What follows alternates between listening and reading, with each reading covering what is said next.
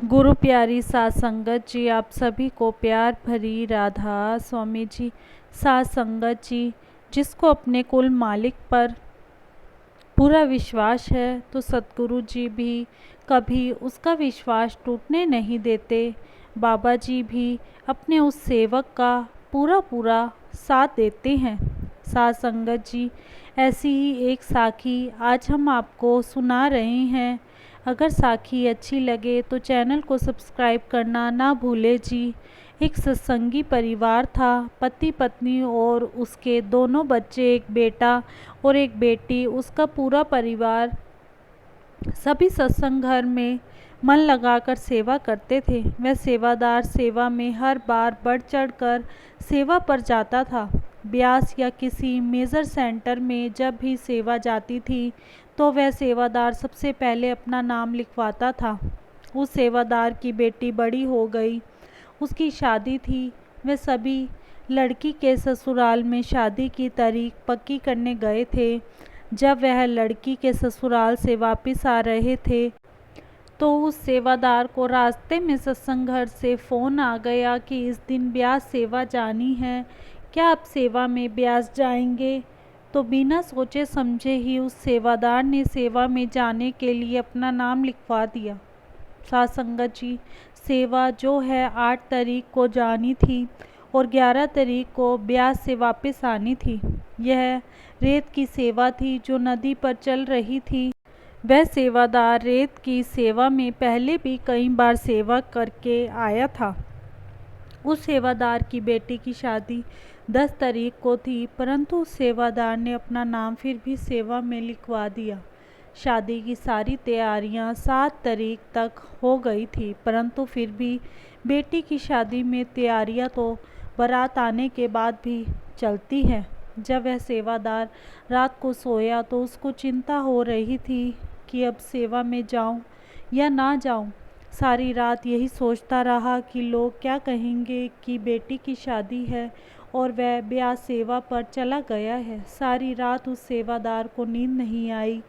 यही सोचता रहा कि अब करूं तो क्या करूं, सेवा पर जाऊं या सत्संग घर में फ़ोन करके अपना नाम कटवा दूं। वह सेवादार सुबह उठता है जब सारे घर में आराम से सो रहे थे। उन्होंने चुप करके अपने 2 जोड़ी कपड़े बैग में डाले और सत्संग घर के लिए घर से निकल गए। घर में किसी को भी पता नहीं कि यह सेवा पर चले गए हैं। जाते जाते उस सेवादार ने बाबा जी को माथा टेक कर बोला, बाबा जी, जो करना है अब आपने ही करना है। सात संगत जी, बेटी की शादी और सेवादार पिता सेवा पर प्यास चला जाता है। सात संगत जी, जो हमारे प्यारे बाबा जी भी कहाँ पीछे रहने वाले हैं, वह भी अपने प्यारे बच्चों का पूरा पूरा साथ देते हैं। अगर हमें अपने सतगुरु पर पूरा विश्वास है तो बाबा जी भी पूरा साथ देते हैं। उसके जाते ही बाबा जी उसका रूप बनकर घर में आ गए। जब वह सेवादार 11 तारीख को ब्यास में सेवा करके वापस लौटा तब उसकी बेटी की शादी हो गई थी। तो वह आकर आराम से बैठ गया और खाना वगैरह खाने लगा। तो उस सेवादार की पत्नी ने कहा, बेटी की शादी तो बाबा जी की दया मेर से ठीक ठाक हो गई है। हम सुबह सत्संग घर जाकर एक मिठाई का डब्बा भी दे आएंगे और थोड़ी देर सेवा भी करके बाबा जी का शुक्रिया भी कर आएंगे। वह सेवादार बहुत हैरान होता है और मन में सोचता है कि मेरी पत्नी ने मुझे कुछ भी नहीं कहा कि आप कहाँ गए थे, शादी में क्यों नहीं आए, आपके बिना शादी कैसे हुई। यह तो सुबह मेरे साथ सत्संग घर चलने को कह रही है। तो सात संगत जी, जो बाबा जी थे, उस भाई के सेवा पर जाते ही उसका रूप बनकर उसकी जगह घर पर आकर उन्होंने उसकी सारी जिम्मेवारी संभाल ली और उन्होंने ही सेवादार की बेटी का कन्यादान भी किया। यह है विश्वास की बात। जो सतगुरु पर पूरा विश्वास करते हैं वे उसके विश्वास को कभी भी टूटने नहीं देते और उसके सारे काम पूरे करते हैं। हमें भी अपने कुल मालिक पर पूरा पूरा विश्वास रखना चाहिए। जो करेंगे बाबा जी हमारे लिए अच्छा ही करेंगे। हम लोग हैं, हमारे ऊपर ज़रा सा दुख आ जाता है तो हम कहते हैं बाबा जी आपने यह क्या कर दिया। मैं तो सत्संग घर में रोज़ आता हूँ और इतनी सेवा करता हूँ। वह कुल मालिक सब जानता है। सत्संग घर में गेट के अंदर जाते ही हमारी हाज़िरी सतगुरु जी के पास लग जाती है। साथ संगत जी, हम सोचते हैं कि सेवा पर हम अपनी मर्ज़ी से जाते हैं।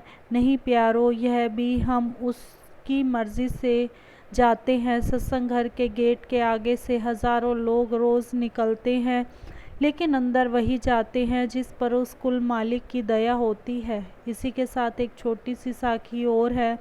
साथ संगत जी, एक सेठ आदमी था। उसके पास धन दौलत ऐशो आराम की हर चीज़ थी। गाड़ी, बंगला, फैक्ट्रियाँ, बैंक बैलेंस, किसी चीज़ की भी कोई कमी नहीं थी, परंतु उसके मन को बिल्कुल भी शांति नहीं थी। उसको जब भी पता चलता कि कोई संत महात्मा शहर में आया है तो वह वहाँ पर जाता और शांति के लिए उनसे प्रार्थना करता था। वह सेठ एक बार किसी संत महात्मा के पास गया और बोला, महात्मा जी, मेरे पास धन दौलत तो बहुत है, पर मेरे मन को बिल्कुल भी शांति नहीं है, मैं क्या करूं। तो उस संत महात्मा ने उससे कहा, सेठ जी, तुम वहाँ सामने पड़ी हुई कुर्सी पर जाकर बैठ जाओ। गर्मी का मौसम था। जो कुर्सी थी वह धूप में पड़ी थी। वह सेठ जाकर चुपचाप धूप में बैठ गया और वह महात्मा अंदर जाकर अपनी झोपड़ी में पंखे के नीचे बैठ गया। सेठ सारा दिन धूप में बैठा रहता है, उससे गर्मी तो बहुत लग रही थी, पर वह उस महात्मा जी को कुछ भी बोल नहीं सकता था, क्योंकि उस महात्मा के पास वे स्वयं ही आया था। साथ संगत जी, जो आदमी सारा दिन एसी वाले कमरे में और एसी वाली कार में रहता है, उसका उस धूप में क्या हाल होगा।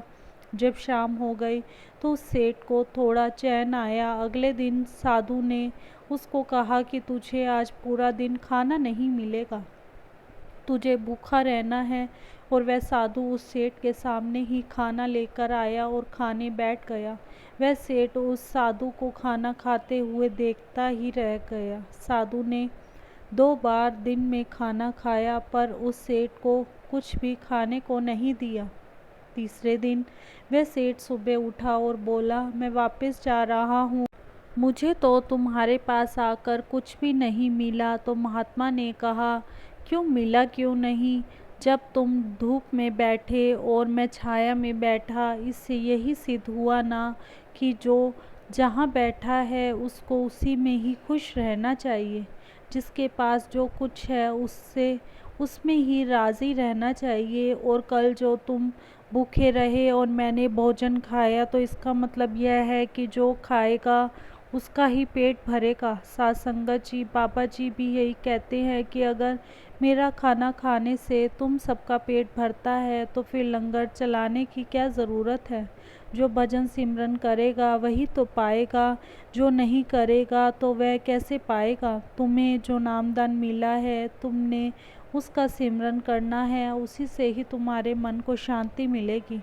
शांति पाने का और कोई तरीका नहीं है। जितना समय तुम भजन सिमरन को दोगे, तुम्हें उतना ही तो फ़ायदा होगा। इसी के साथ इजाज़त चाहते हैं, मिलते हैं अगली साखी में।